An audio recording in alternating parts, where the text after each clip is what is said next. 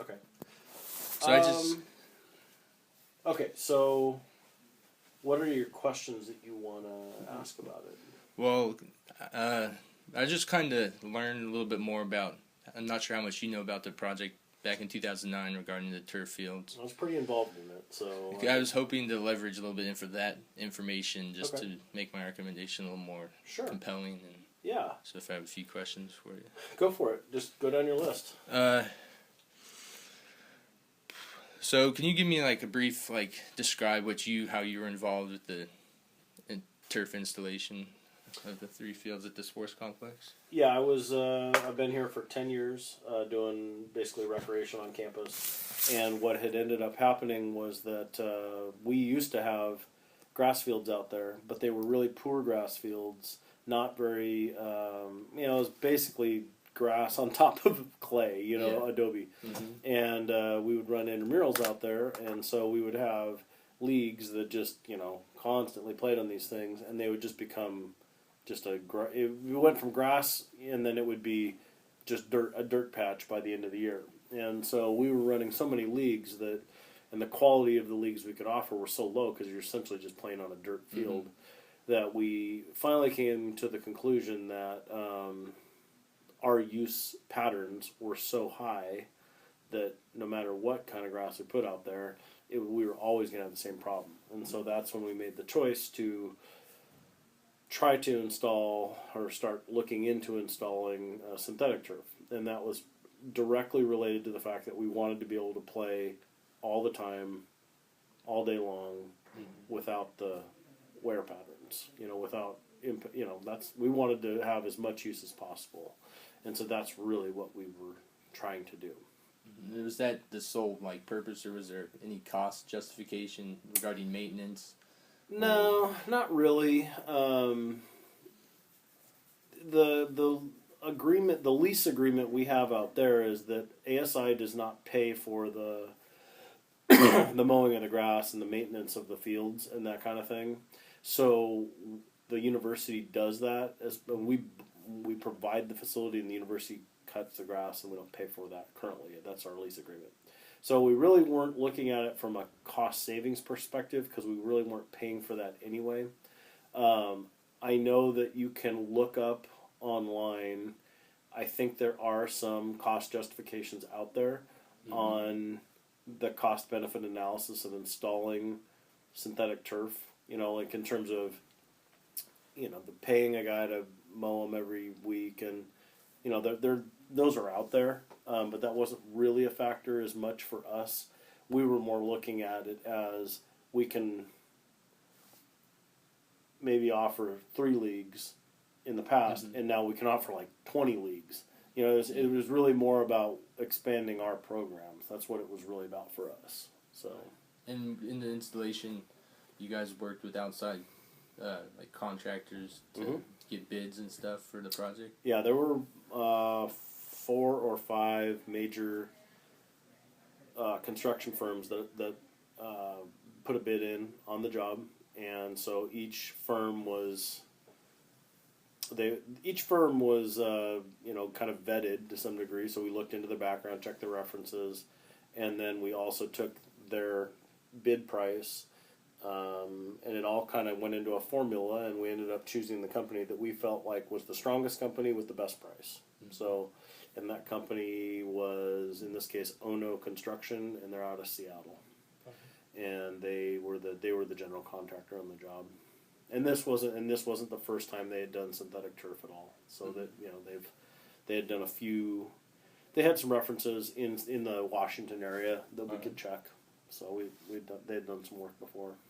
And could you briefly go through the process of starting with the idea, going to the bids, and from the bids to breaking ground to the final product, and roughly how long it took? Let's see how long it took. I think probably from initially sending out basically, the first thing you do is you send an RFP, which is a request for proposals. And I think it was about a 9-month process or so from the time we sent out an RFP to the time that they received a notice to proceed, that they had secured the bid and that they had a formal declaration from the university that you can start work. I think that was about a 9-month process or in that range. So, and then from the point of starting work to completion of turfs. Well, okay, it was supposed to be about a 6-month process. It turned out to be about a 12-month process. It took a lot longer than they had anticipated.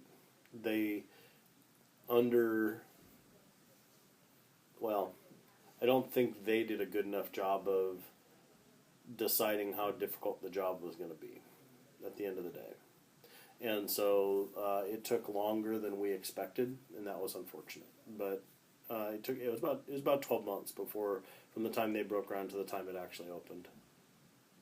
Right. So do you think a project, it wouldn't be to that scale, but would you think it'd be a possibility of a project installing a turf field on the grass field behind the Mott Gym would be a scalable project?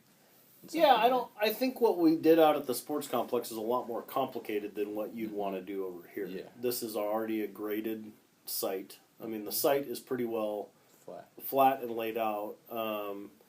I would imagine, and you're only doing maybe a third or less than a third of what we did up there. Mm-hmm. So I would imagine that,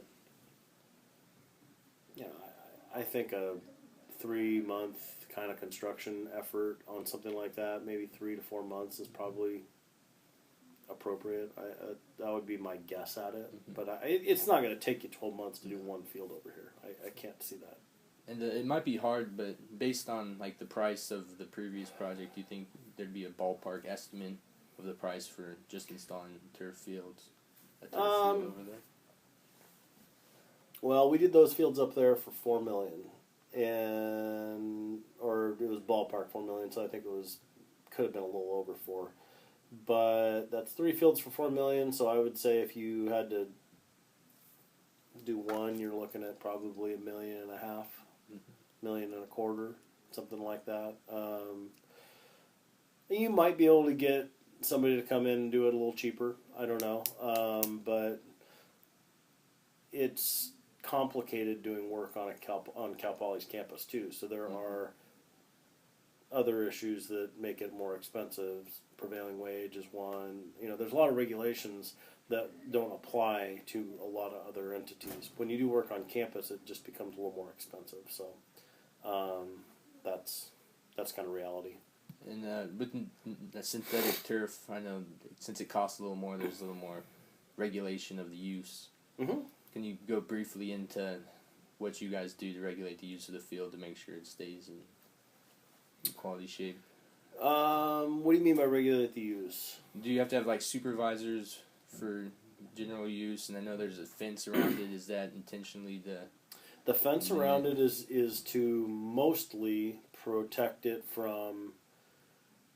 Well, the fence around it for the most part is there to keep vehicles off it, if we can, because we really don't want vehicles out on the fields. Doesn't mean it couldn't happen, but that's part of what it's there for. But we want to be able to close the fields down too when not in use. We do not supervise every minute the facility is open. We do supervise it when there are activities that ASI is running out there. So from 5 p.m. to midnight, 5 days a week, so Sundays through Thursdays, we supervise it. And that's only because we're running intramurals out there. So we supervise the activities that are going on. The rest of the day is not supervised. Like when you guys are out there for football practice, we don't have somebody standing there watching you guys or anything like that.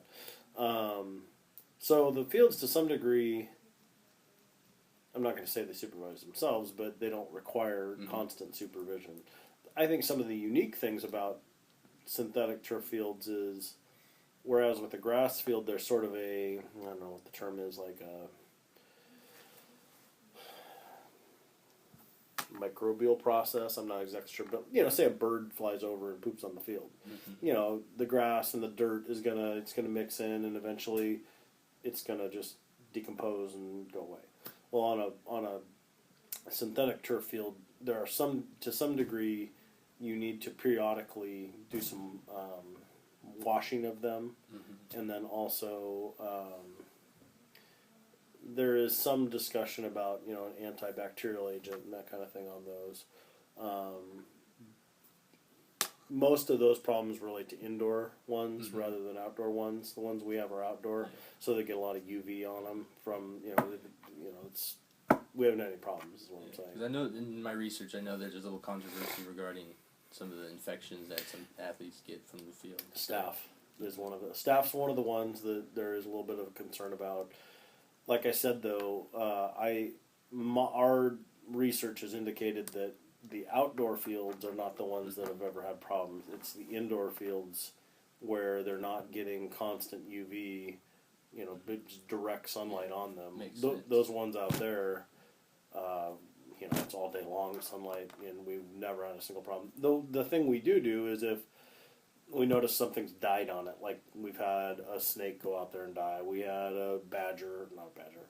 There's no badgers around here. A gopher. We've had, birds. What we'll do, or if like a dog gets out on the fields and poops on the fields or something like that, we scoop those things off and we do a low bleach, but like wash essentially on it, and we'll just disinfect the area that particular animal, either defecated or died in, and we'll disinfect. Or if there's blood, sometimes that's the other thing will happen. Is that if for some reason there's any blood that ends up on the fields, we'll disinfect with a little low bleach solution in that area. So, but that also means that sometimes there could be bleeding that we didn't know about too. It's mostly when we, like in intramurals, somebody bangs their head against each other, somebody's bleeding and it drips, and we see it, and we do it. That doesn't mean that during the times of the day when we're not out there, like you guys are out there in the mornings. I mean, we don't know every drop of blood that could have dropped. I don't know. So that's kind of it.